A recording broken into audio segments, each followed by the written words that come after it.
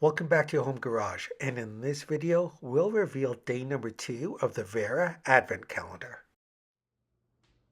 So far we have the mini tool check, or basically a holster.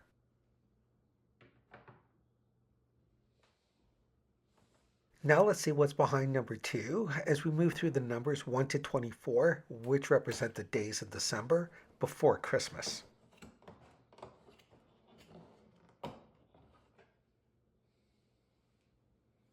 And what we have is the number 1 by 50 Phillips bit.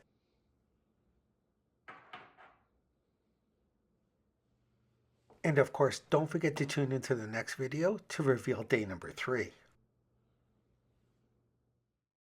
So make sure you help to keep this channel going by hitting that like button, sharing this video with a friend.